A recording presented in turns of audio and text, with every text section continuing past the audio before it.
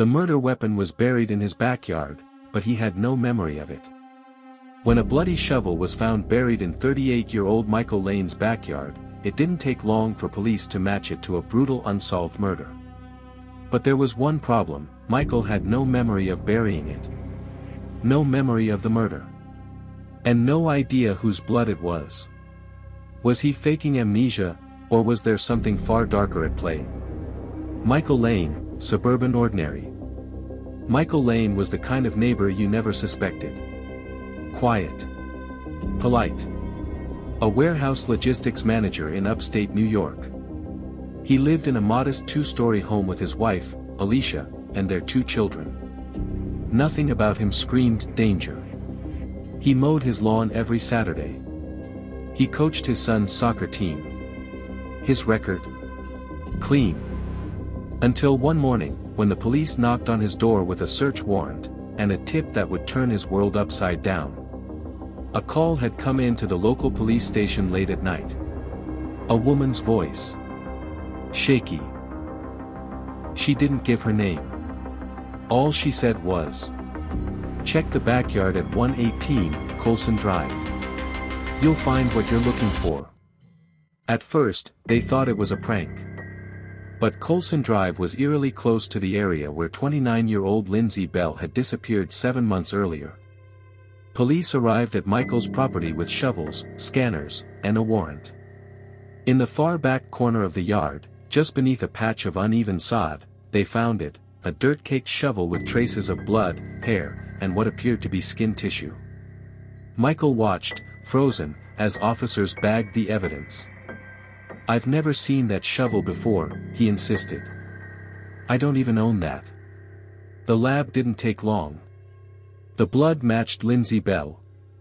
She'd been missing since October, last seen leaving a late-night shift at a diner 12 miles away. Her car had been found abandoned, but there was no sign of a struggle. Now, police had not only a weapon, but a direct link to someone who claimed complete ignorance. Michael was brought in for questioning. Calm at first. Cooperative.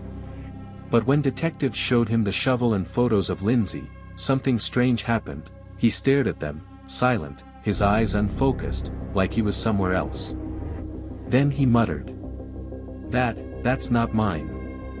I didn't do this. I don't remember." Detectives thought he was lying. But then he asked something chilling. Was there a crescent moon that night? His defense attorney insisted on a psychological evaluation.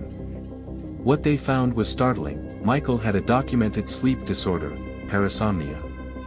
He had a history of night terrors, sleepwalking, and periods of fugue-like behavior. One time, his wife had woken up to find him digging in the front yard, barefoot, unresponsive, at 3 a.m. He had no memory of it the next day. This changed everything. Investigators started reanalyzing the timeline.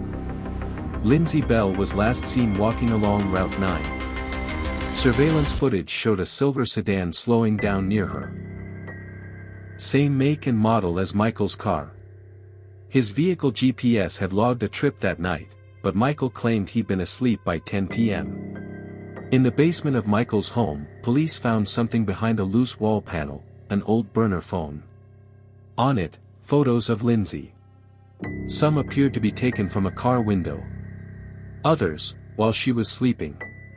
The timestamps matched the night of her disappearance. And the metadata? Linked to Michael's home Wi-Fi. Michael was charged with first-degree murder. Prosecutors argued that his amnesia was a defense tactic. The shovel was the weapon. The phone was the smoking gun. But the defense leaned heavily on medical records. Doctors testified that parasomnia could lead to unconscious behavior. It's rare, one expert said, but not impossible.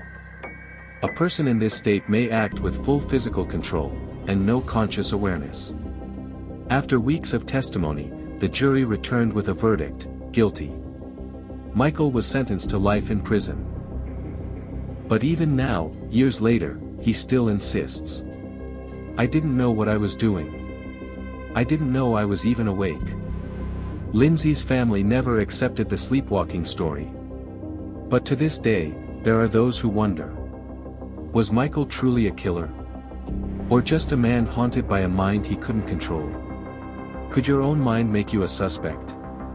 If this case left you questioning memory and justice, smash that like button. Hit subscribe and ring the bell to join us as we explore more unsettling true crime mysteries on Mystic Crime Stories.